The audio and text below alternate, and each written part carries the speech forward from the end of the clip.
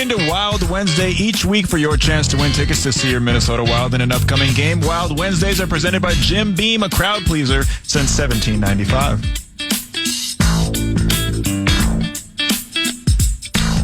Hey, Max, what's going on back there, Maxwell Fuller? Hey, what's good, PA? Always good having you produce the show. This is going to be a very short segment with Kevin O'Connell joining within the next 10 minutes. And Nordo is interviewing Blake Cashman for the pregame show in Vikings Football Sunday this weekend. So it's you and I for a second. And I don't know if you were driving back to KFAN from Shields during the Chris Finch interview and or if you heard it. But, man, you could just hear a different tone to his voice after they win 2 in a row. They beat LeBron and AD by 30 last night, and it's good to hear my man, kind of coming out of that shell and feeling good about things. You agree? I totally agree, and good morning. Also, it just felt like the Wolves in general from the top down got their swagger back yesterday. I believe that Grady said it over the TV broadcast as well. They just felt like the Timberwolves of old, the Timberwolves that we came to know and love last year. They're playing with not only the intensity that they were playing with last year, but the joy. We're seeing guys like Anthony Edwards having fun again. Dante DiVincenzo, Julius Randle. All these guys were out there having fun, laughing, and the ball just flows a lot more easy on offense that way. They played with the same level of the intensity defensively that we're used to seeing from last year. It just felt like they got their swagger back, that they looked in the mirror and said, we know who we are. Let's go out there and be those guys. And that's exactly what they did last night, PA. Beautifully laid out with a hootie hoo. Can Shields get a good hootie hoo here real quick? Hootie hoo! Hey! And one of the many things Chris Finch said was his team played a complete game last night. They don't call it complimentary basketball like they do football, complimentary football, but somebody definitely looking for offense, defense, and special teams to mesh, kind of like that Houston game earlier at a very high level. Is Kevin O'Connell, head coach of the Minnesota Vikings, and he joins us around the corner on KFAN.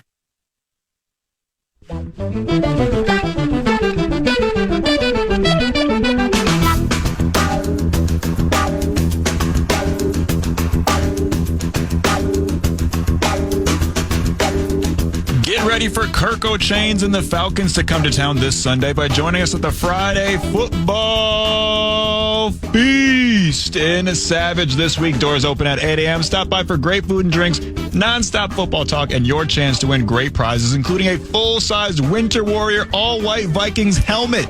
Get the full details now at KFAN.com, keyword calendar.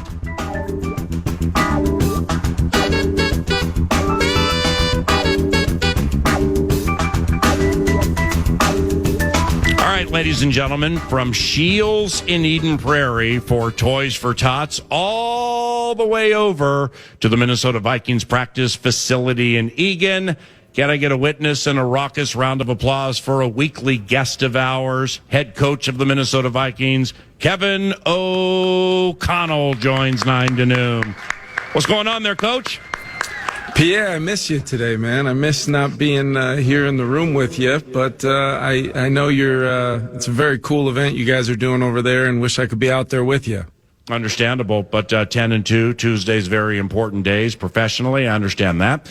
Kevin's Vikings are 5-1 at home, 5-1 on the road, 5-2 in conference, 2-1 in the NFC North. And yeah, I miss being there now, but obviously being here for Toys for Tots and helping kids and serving and giving, that matters most to people like you and I at the end of the equation. But like I found, Kevin, when writing these questions for our X's and O's today, it's just there are different questions you can ask when it's a straight radio interview as opposed to like when I'm next to you. You know what I mean? I do. All those extra questions you always somehow fit in before or after we get going. They're my favorite. Yeah, like when you're walking up to a Friday press conference and I ask you about 49er option routes and I get yelled at by John Ekstrom. And by the way, John, how are the wife and kids? Now, Atlanta's at U.S. Bank Stadium Sunday at noon. And Kevin's Vikings are off a spine-tingling win versus Arizona. And that's after a heart-pounding victory at Soldier Field. And here's the point. Off that, Kevin, Ben Gessling, who covers the team for the Star Tribune, tweeted a list of Minnesota Vikings head coaches in 7 or 8 point games. And maybe you've seen it or heard about it. Our X's and O's guest, Kevin O'Connell, 24-9 in those scenarios, which is number one all time for Minnesota Vikings head coaches. That's a 72.9% winning percentage. So what Ben failed to share, Kevin, is that you also may lead that group in sleepless nights at like 93.5% because of all these close games due to the nature of these close games. Is that accurate, or is that fair to put it that way? I think it's fair. I would say this, though, PA, when those moments come and we're trying to find a way to win, a variety of different ways in these close games, we've kind of put in the time beforehand, much like you do before this interview, to make sure you got some great questions locked and loaded. We're ready for the moment when they come, and I think that's why we've had the execution of our players. I think that's the most important thing. It's great as the head coach to, have a record like that in tight games, because that's what our league is. It's every single weekend, it's just game after game, regardless of records and all those things. It's a matchup league. It comes down to very little things throughout a 60-minute game that normally leads to that game being close in the end, and that's the way the league wants it, and that's the way our league is going. And I don't have a problem with it, because I think our guys in those moments play with a bunch of confidence and clarity on what we need to get done in the moment, whatever it's going to take to win the game. Our guys feel like we're going to figure it out and find a way to do it, and I'm really proud of where our team's at right now. And Kevin, with everything that goes into these games, the week that is, the night before, then the game, three consecutive trips with travel, are you, win or lose, are you exhausted after these games? Because when you went traipsing through the locker room and I kind of bombarded you with a drive-by, you just looked exhausted. Yeah, I mean, it's every bit the game that does it to you. I don't know if it's the play calling side or just managing the whole game as the head coach, working the officials, all the things that come with the 3.5 hours of enjoyment I get on a Sunday. But then it's also the week that leads up to it. We do put a lot of time and energy and work into making sure we give our guys the best possible chance to have success via the plans that we put together. And then it's practicing and it's improving and making sure that we're on top of every detail that we can. And just schematically each week in this league, there's new challenges. You're playing against teams that are going to try to take away what you do best. And for us, that might involve Justin Jefferson, that might involve Aaron Jones, TJ Hawkinson, Jordan Addison.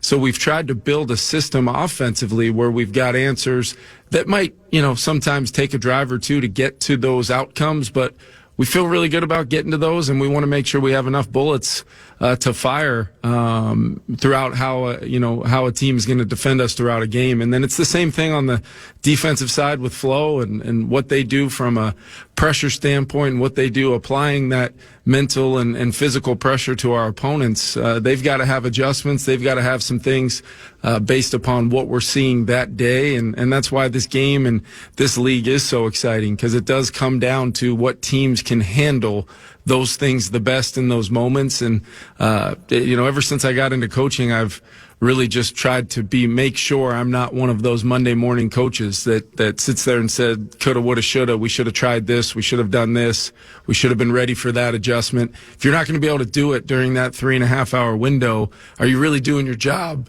the best that you possibly can for your team? And that's one thing that I think goes into when we use that term situational masters. It's not just that end of game play. It's not just that final play. It's the sequence that leads up to it. When the fourth quarter comes in an NFL game, you've got to try to find a way to make more plays than your opponent, and that's what we try to do. Now, yours truly was attempting to be at my best when my best was required for my 9 to noon radio show in KFAN, but I thought about it after. Do I owe you an apology for rolling up on you walking through the locker room for a drive-by after the victory over Arizona and then following you back past the food, past Kwesi's office, by your office? Do I owe you an apology? You certainly don't owe me an apology, but John Ekstrom, I know, has been holding it against you ever since, so you might have some patch-up work to do there. Got it. But I'll leave that to you fine gentlemen to take care of yourself. Thank you. Your announcer was a little excited after that 1-point victory. Kevin's Vikings are 10-2. Get Atlanta this weekend. The Boom at noon. KFAN. With Aaron Jones, Kevin, are these fumbles with Jones circumstantial or something maybe he's thinking about a little bit, stuff like that? Yeah, I think when you look at the first play of the game, it was a pretty darn good punch out. That the defender got on him. Still cannot happen. Aaron's been a guy that's been pretty solid with his ball security for his whole career. So when you look at that, and then you look at the fumble that was lost on his reception when Sam checked it down to him, it's all about technique and fundamentals. That our job as coaches to make sure that we go back and look at it and really find the why. He didn't catch the ball incredibly clean on that check down. And then as he turned with some of those defenders that probably should have been a little deeper covering Justin Jefferson on that dagger route in there behind, I think Sam, if he had that one back, might have pulled the trigger on an explosive there to 18 that could have got us going a little bit. But Sam decided to check the ball down, and inevitably, as he tried to secure it off of a little bit of a double catch, he didn't quite get that thing all the way secure, and they were able to knock that ball out. And a huge play in the game. Defense is able to get a stop, and they inevitably missed the field goal. But what I've talked to Aaron about is as he's kind of come back from whether it was a little bumps and bruises throughout the season, maybe he's wearing a little extra padding here or there, as he's kind of taken on a pretty heavy lift in our offense this year. What are we doing from a standpoint of technique and fundamentals to make sure the principles of good ball security are there? And what I mean by that is, I don't know if folks can see me there, but, the wrist above the elbow against the rib cage, the offhand cover in traffic, things you see all of our players, especially after some of the unfortunate things that happened last year. We emphasize it every single day. We make sure we've got different types of circuits that challenge our guys to really test and prepare their ball security for the physicality that will come on Sunday. And I think Aaron's going to be just fine. I have not lost an ounce of confidence in him or his ball security. We've just got to see the tangible results from a real surgical mindset of how we need to go about carrying the football. And I know Aaron's going to do just that. Kevin, help us with this, and hopefully I'm right on this, all right? Sam Darnold has had a couple of tosses to running backs where it's clear, whether it's in London or on the road, I think Tennessee, the back couldn't control the toss. But the fumble lost goes to the quarterback. Yeah. Is that accurate? And if so, how? I think it comes down to the fact that the backs never actually secured the football when they drop a toss, and that's where we've got two of those is too many for a season at this level of football, and those are the ones that drive you the most crazy because for instance on the play versus Tennessee, that might have been our best run all day if we're able to secure that toss and get the edge like we were trying to do on the play. So it's not only the loss of possession is critical. It's a critical play in the game, especially early on in games. Like in both instances, it led to a momentum shift for our opponents when we're driving the ball to go potentially get points early on in the game. But then it's also the lost yardage that could have come from a nice hit in the run game that inevitably would have set up things in the pass game and probably took a little bit of pressure off of the offense as a whole early on in games that we've only done to ourselves. So two critical plays this season when I think back in games that we've won, but was that performance the total team performance when we are having plays like that? And it starts with me. I got to make sure that the techniques and fundamentals are there. Did we put too much steam on that toss? Was it located in the right spot? Were the back's eyes on the football all the way to secure the catch? All of those things is what our jobs as coaches are, to make sure that we're reinforcing individual drills and techniques and fundamentals that will translate to winning football. Because our team, for the most part, you don't get to 10-2 by not being a fundamentally sound team, but are we pressing all of those buttons as coaches to make sure we're getting the execution that we need at this level to sustain good offensive football? You cannot do those things and still consistently give yourself a chance to win as you get later on in the season. So definitely hoping we've seen the last of that, PA. The toss is still going to be a part of our offense. And if people remember against Tennessee, I I think the very next run, we ended up tossing right to Aaron Jones, and we were just fine on that next one. So no excuses. We got to be better in those moments because it's all about momentum in NFL football games, and the things that you do to lose games far outweigh, in many cases, sometimes all the things you do to win when they're that catastrophic and set you back like they do. Elite answer as usual, and I was not trying to push a button and talk. If it wasn't done last year with all those ridiculous fumbles, it's certainly not going to be done now. I just don't understand why the quarterback gets that fumble lost. You got bonuses involved, you got media coverage and social media and all that, and it's like there are two fumbles that I just don't think are Sam's fault, but nevertheless the NFL credits it to the quarterback. I am accurate with that, right? Yes, and that's where, sometimes you got to, as I know you do, you dive a little bit more into the weeds than just that box score, that stat sheet, because each and every one of those turnovers tell a story that isn't always reflected in who gets credit with that particular turnover. So it does go to Sam. It counts as two fumbles lost for him, and that is unfortunate, PA. I know, I think it's dumb. All right, Kevin, running backs, Bijan Robinson. Now, the Falcons running back, super talented. Let's just say he was a little off his game when you guys beat them down there last year. Well, this year, 8 touchdowns, 6 catches last game. Bijan Robinson, what do you see? Oh, he's so impactful. I mean, he's one of the young backs in our league that every time they touch it, they can change the game. Whether it is the run game, Zach Robinson's gotten a nice little wide zone kind of package going down there where they're really running off the ball and attacking the edges of your defense. Our defense is going to have to be really good about setting edges and trying to turn those wide zones back into all the reinforcements coming, the Cashmans and the Phillips and Bullards and those guys. We're going to have to be really good on the edge with JG and Ginkle and Pat Jones and Dallas Turner and those guys. But then it's when they throw it to him, screens, simple checkdowns that Kirk will take anytime he doesn't feel good about pressing the ball downfield to some of their playmakers at the wideout position. He's going to check the ball down. And when he does that, Bijan has had some huge catch and runs, breaking tackles, making people miss in space.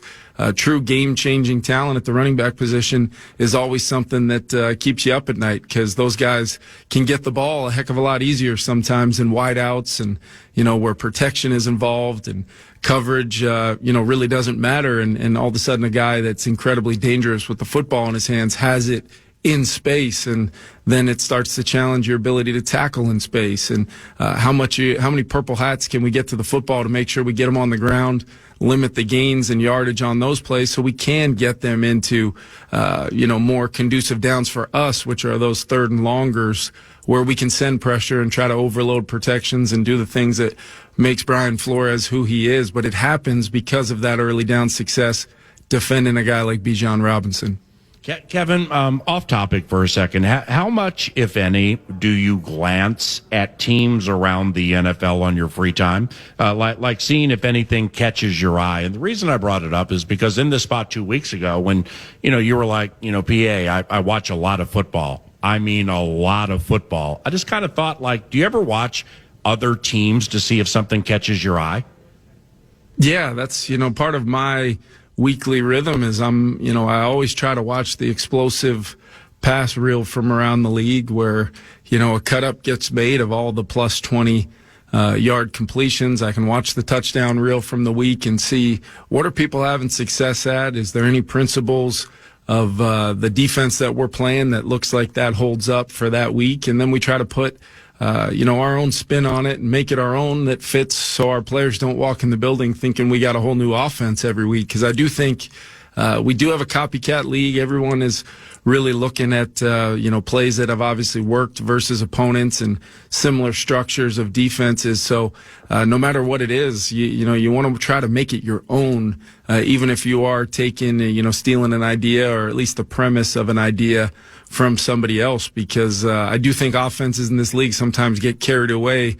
You can go back and watch 5 weeks before you play an opponent and you'll see a play run, and then the previous week right before you play him, you see the exact same play run out of the same formation with the same motion. And what ends up happening is normally good defensive coaches and players, they fix some of those problems, and then the play might not have the same amount of success. So what I try to do is really try to look at it from a standpoint of peeling back the layers on it, PA, and seeing how do we attack that defender within that coverage, knowing what his role and responsibility is. How do we put him in a bind so that no matter what he decides, he can't be right? And it's not always easy to do. It doesn't always work. But I think the principles of trying to do that are what the most important thing is for coaches, and that's what we try to do here. Okay, let's close with the Falcons and start with Kirk Cousins, former Vikings quarterback. His last 3 for Atlanta, 6 picks, 0 touchdowns. Now, the 4 before that, 10 touchdowns, 3 interceptions, and 3 wins. Over that time, which includes a bye, Kevin, what has changed for him and that offense? Well, I think that, it's such a week-to-week league. I think they had some success doing some things during that win streak. Kirk playing really well, and he really has played pretty darn well throughout the whole season in a new system. I know Zach's doing a lot of similar things that maybe he was accustomed to doing here. But there's going to be ebbs and flows throughout the season. We're catching Kirk coming off of, a day where, he turned the football over, and nobody dislikes throwing interceptions more than Kirk Cousins. I mean, he just, the one thing he knows, his responsibility playing quarterback at the high level that he has for so many years in the NFL, he knows that turning the football over is normally the fastest path to losing games. And we experienced it together last year with the fumbles and early on in the season with some of the turnovers, and we weren't able to overcome that no matter how well we played outside of those turnovers. So I think you're going to see Kirk get back to, what he's always been. He's going to throw a ton of completions. He's going to be really accurate. He's going to run the show and get them into the best possible plays that he can, and try to stack as many of those plays against Brian Flores and our defense as he can, knowing that, at any point in time, our defense has the ability to strike and force a negative play that changes the whole momentum of a drive, of a quarter, of a game.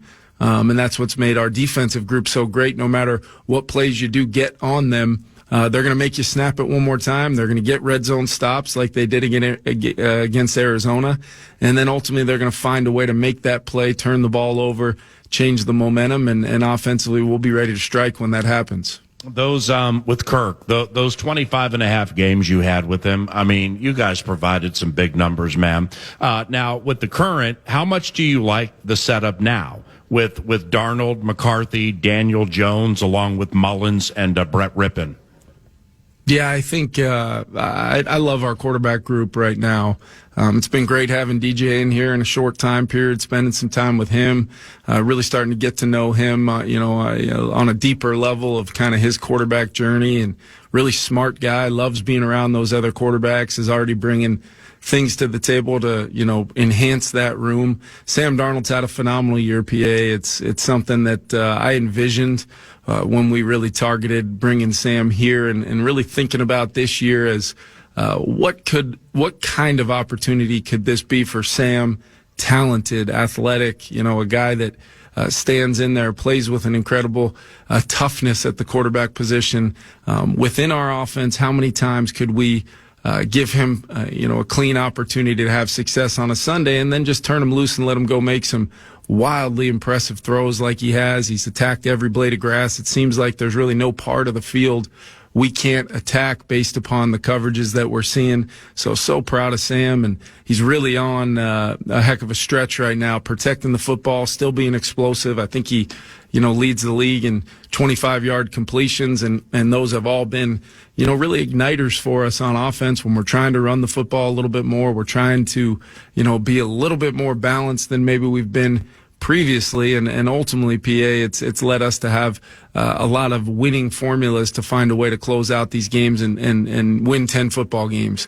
And then when you look at just J.J. McCarthy, where he was at in training camp, and really coming on from a standpoint of starting to have that initial ownership of our offense, he's doing great. He's getting healthy and really working behind the scenes right now in a way that has me really excited about his future, maybe more so even than when we drafted him, just knowing the type of person and player he is and how hungry he is to improve. It's going to be fun to really sink our teeth into working with JJ. And then Nick and Brett have been phenomenal from a standpoint of knowing, Nick Mullins comes in the game. He's got 2 attempts on third down, 2 first downs on the season, and it's been huge when he stepped in, and everybody knows that Nick's capable of running our offense at a really high level. And then Brett Rippon's a guy that we wanted to bring here to really solidify the depth of the room, a guy that's played, a guy that knows, very quickly came to a comfort level in our offense because of previous experiences. So, selfishly for me, I love having all those guys in that room. It creates an incredible environment with Josh and Grant kind of running the show, and I'm very fortunate to have that group of guys in that quarterback room. Well, when you were talking about Mullins 2 for 2, of course both passes, of course both first downs, I was laughing because like in the game calls when he comes in, I want to call him Mariano Rivera. I mean, it's like, okay, here comes Mariano Rivera. There's one person to strike out. He's going to strike the guy out, and then he's going to leave the game. And the starter's going to come back in. Mullins' ability to fire fresh in those situations, that's a gift, isn't it? Well, what people don't see is the preparation. They don't see every single time Sam takes a rep at practice, you look 15, 20 yards behind him, and Nick Mullins is simulating that rep, the footwork, the read. He's visualizing what it's going to look like as if he was taking the rep. And then he's doing all the film study, making sure he's prepared on the opponent, bringing a lot to the table for us as coaches and for Sam in that supportive role of the starting quarterback that has to exist in quarterback rooms. And, it's hard to put a value on what Nick brings to that quarterback room because of a guy that's played in our system now. He's been wildly explosive when he's been in there. He's also felt the repercussions of being maybe, reckless with the ball at times, and that's only helped him become a better quarterback and a better player, and has that savviness and that veteran leadership that you look for that you can't always have throughout your entire team. So you try to flood the quarterback room with as many guys like that to have a positive impact on your team, and Nick is definitely one of those guys. All right, last one. And, I saved what for me and hopefully for you is like what the best for last here. Now, beating the Cardinals, that's the best, 10-2. Got the Kirko Chains game coming up. That's going to be super exciting. Boom at noon. But how about Jalen Redmond? When you gave him, and I'm not in the locker room after the game, but I watch it back at Vikings.com. When you gave Jalen Redmond, first full year, I think Oklahoma, a game ball, did you see his face? He almost didn't know what to do. It was such a touching moment. And when you get middle pressure like he gave you in that game against Arizona, holy cow, if that stays consistent, right? Yeah, and how about the reaction from his teammates? Mm-hmm. I think that's the coolest part about those moments is everybody knows, there's nothing pre-rehearsed. I'm just kind of shooting from the hip.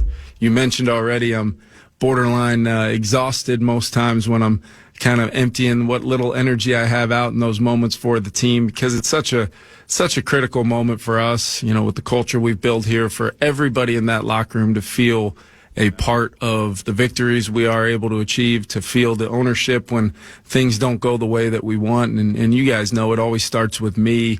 But in those moments, I want our team to see the same authentic person that they see every single day in this building, of somebody that cares about them, cares about their future playing this game and being great teammates that they are. So when I can highlight a player like that maybe doesn't get the notoriety and the credit that some of the other players do, rightly so, on our team, everybody just erupts and explodes with a bunch of joy and excitement for that player. And sometimes those guys don't always see it coming. I bet if you ask Jalen, he didn't expect it in the moment, but that's what makes it so special in those moments with our team. Shut the doors and don't let PA in there, and that becomes that becomes critical for what we do here, PA. And I just love those moments, and every single week I look forward to them more and more, and getting the op to do that.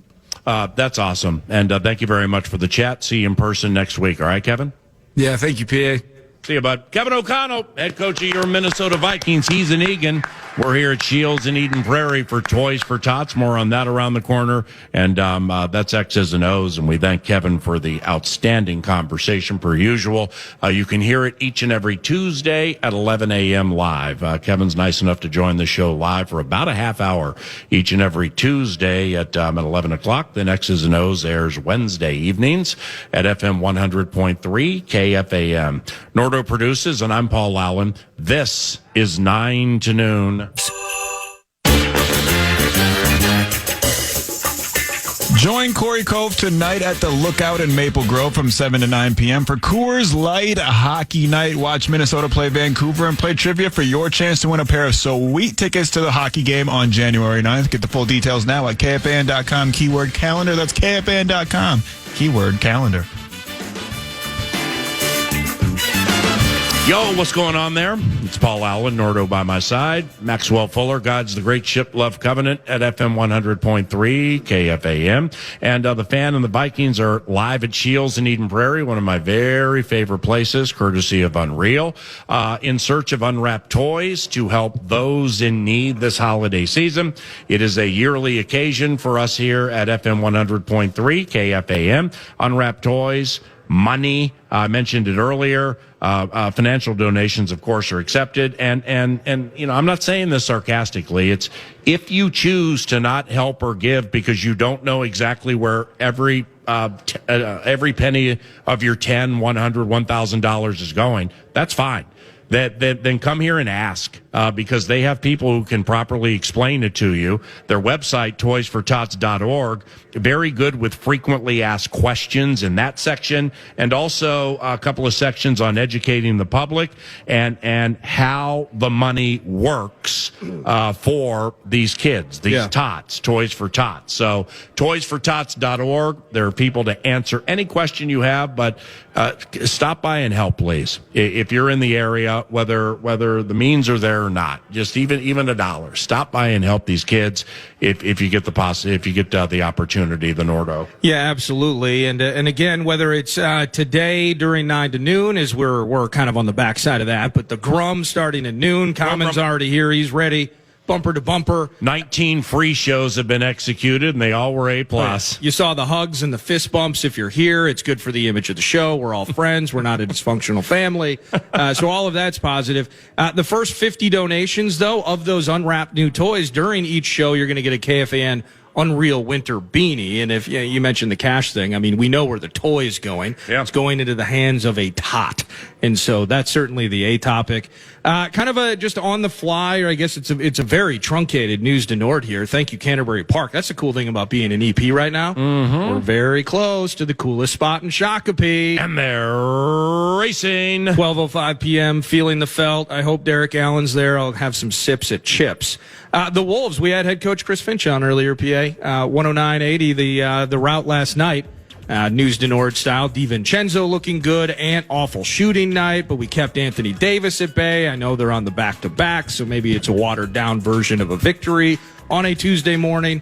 But the head coach starting to like some of the things that he saw moving forward. It's a gauntlet of a road trip ahead with the Clippers. I think 3 of the next 4 after that is Golden State, who are on a tear right now in the West. So Muddy West, team gets a couple of W's in a row at Target Center. Got to feel positive about that as you lift off and head west. A week from Thursday, Karl Anthony Towns is at Target Center as the Knicks come to town, and that's going to be a fun one. DiVincenzo and Randall against Super Special Tibbs and Cat against Finchy, and that's going to be fun a week from Thursday. But listen back to the Chris Finch interview 9 to noon had earlier. It's really good. And well, thank you. And specifically the part where I got into Anthony Edwards called his teammates soft. And he said, "You're all front runners." Okay, when he said that publicly last Thursday. Well, when you do that, it doesn't always go the right way. It has with this team because they mustered the fortitude to beat the Clippers a night or two later at home, and it was kind of an ugly game. And then they killed the Lakers last night. And honestly, you know, I'm going to say this with my tongue in cheek, but I do mean it 1%. The LA Lakers should be investigated last night for fixing a game. Okay, that's the type of effort they gave. And their stars, LeBron and Anthony Davis, knew they were going to be coming out and basically when they were going to come out of the game because they were on a back-to-back. And, okay, your regular season for show and supposedly postseason for dough, they had nothing last night. It was ridiculous. But the Timberwolves took advantage of it and won by 30. And off that Edwards piece, reading between the lines with kind of what Chris told us earlier in the radio show, is a coach can police only so much. When the player, specifically the best guy on the team, goes public, Chris said, Anthony's had conversations like that with the team behind the scenes. Well, now it went public, which means they're looking at their phones, which means friends and family members are looking at social media, which means they're now texting and FaceTiming the players on the team being, dog, you see what Anthony said? Dog, holy cow, you were called soft. Well, they get mad. And thus the response. Do I think it's ridiculous that it would take people something like that to find the motivation to do what they're compensated for? The answer would be yes. But nevertheless, 2024 is a little bit of a different time this day and age, but it seems to have worked. The Wild play tonight against Vancouver, and Kevin O'Connell interview was a lot of fun. Listen back to it at KFAN.com. We return to Shields to close it after this. Like I said, we are closing this 9 to noon show from Shields coming up here shortly. And on behalf of the Vikings and on Rio, KFAN, and everything, we thank everybody for stopping by, taking in the radio show, donating, or really just really all the time you listen to KFAN. And there are a lot of you, and we greatly appreciate that. And I always like to share that when I get the opportunity to see just a handful of people, even face to face, just to let you know how grateful I am and we are that you listen to KFAN the way you do and as much as you do. So thank you very much. Yeah, thank you so much to all of you in attendance and all of you listening. And, you know, I do want to go back to, I had a couple of Vikes bites. It's kind of the back end of this show, just since we are here. We were focused on toys for tots, kind of cutting room floor or some notes. But I had a couple of Vikes bites for you that I was going to try and work in, but specifically back to Kevin O'Connell. There were two things that struck me. The first was the amount of praise, and I don't mean it struck me as in I was shocked by this, but the amount of praise and reverence in some ways of Kirk coming back this weekend and the way he handled kind of tough times. He knows it's been ugly the last few weeks for Kirk and the Falcons, but also the amount of respect that he has and knows that, you know, regardless of the 4 picks, regardless of the bad times down in the ATL, that Kirk can come in here to US Bank Stadium with those weapons he has and absolutely slice and dice. He knows Kirk incredibly well. So just really interested in how he handled that mindset. And then going back in some ways to how he kind of broke down his mindset, the player's mindset of what we've talked about a couple of different times. Aaron Jones had to ride the pine a little bit, tough times with the fumbles. But the way that Kevin O'Connell kind of talked his way through his mindset of at one point or another, I was going to have to go back to that well. And he's one of our good players for a reason. Right. And those were two things in particular that really struck me in what are always awesome conversations with the head coach. Well, with Kirk, you know, he's off a 4 interception game. And he threw a pick 6. There was an interception touchdown. In his first year with the Vikings 2018, he threw 3 of them. And you know, he threw 7 here. I'm not sure how many in his career. I'll have it Sunday, but there were 7 that he threw here. But it's not like it's a problem for Kirk, believe it or not. The first year it was. But he gradually got better every single year here. We're talking about Kirk, the player, Kirk, the professional, Kirk, the human, is 10 out of 10 for me. And it's tough to get me to say bad things about Kirk Cousins, even analyzing his statistical wherewithal or lack thereof, because I just know the person that he is and where his heart is. But he's struggling right now. And here's a big key with the Atlanta Falcons. They've lost 3 in a row. And before that, I think they won 3 out of 4. Cousins had 10 touchdowns, 3 interceptions. The whole leadership component that comes with a quarterback, when I watch back some of these games with the TV copy, you can see it. You can see, you know, it early in the season, it looked like they were embarking on this Kirko Chains bit, where it's going to be a new chain and a new bit and things like that, and really loving each other.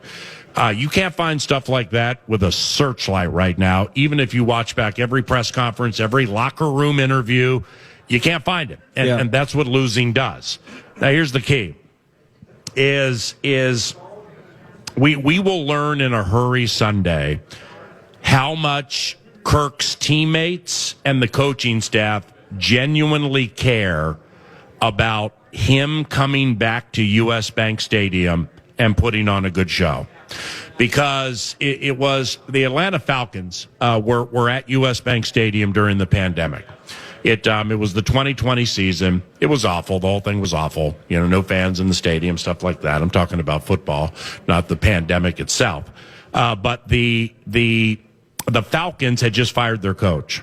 All right. And was it Raheem Morris who became the replacement coach? You mean when they came in and it 2020. It was Hayden Hurst. Yeah. It was Julio Jones. Who was the coach? It was Raheem. Okay. So Raheem Morris is elevated to take over, maybe for Dan Quinn.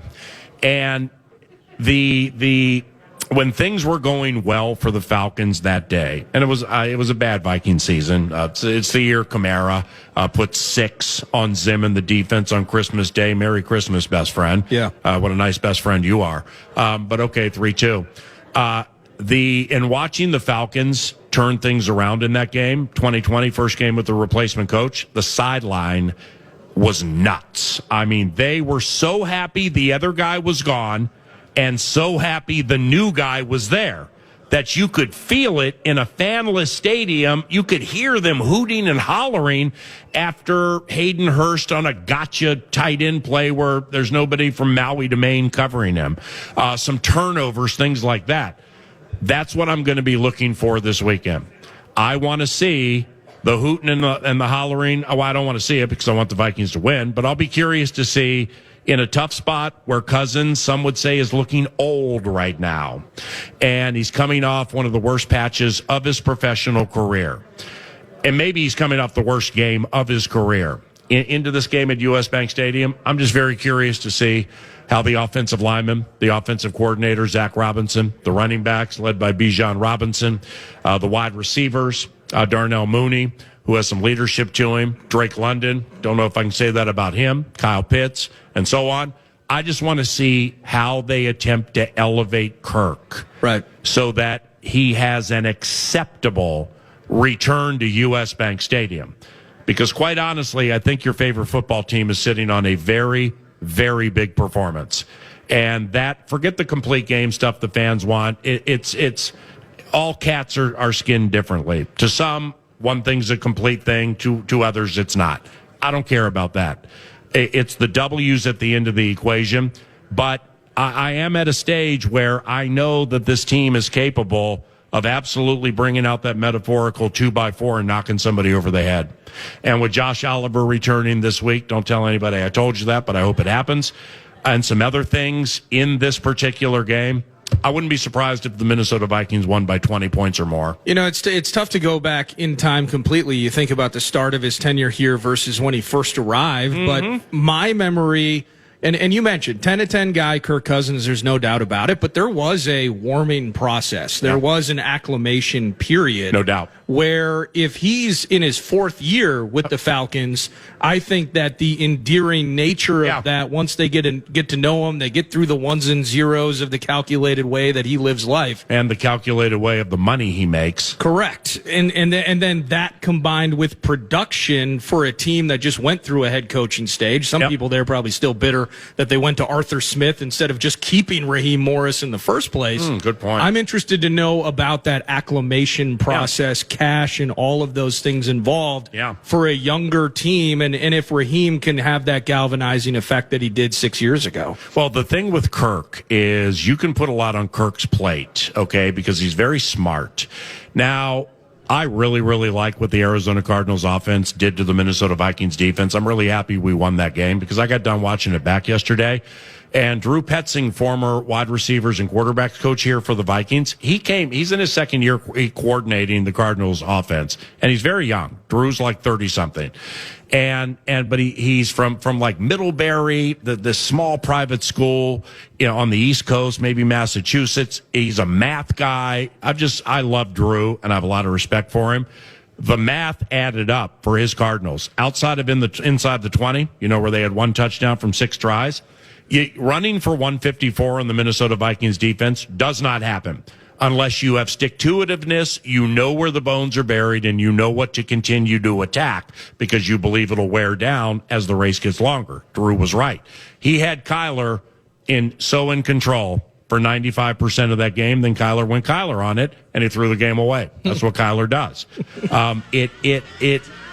What they faced there compared to what I think is coming on the other side, now they've been back at home. They've pushed through some things early in a home game that you don't necessarily get on the road. And I've been wrong with this before, but we'll see. I think I know this team pretty well.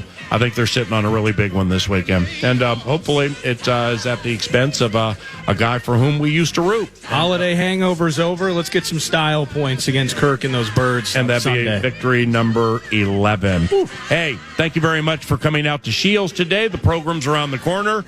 For Maxwell Fuller, Jared Wells, Nick Madden's Street Team, for all the great work they do. I'm Paul Allen. God bless all of you. Have a good day. Podcast today's Paul Allen Show, or listen back to previous show and interviews by going to the iHeartRadio app or KFAN.com.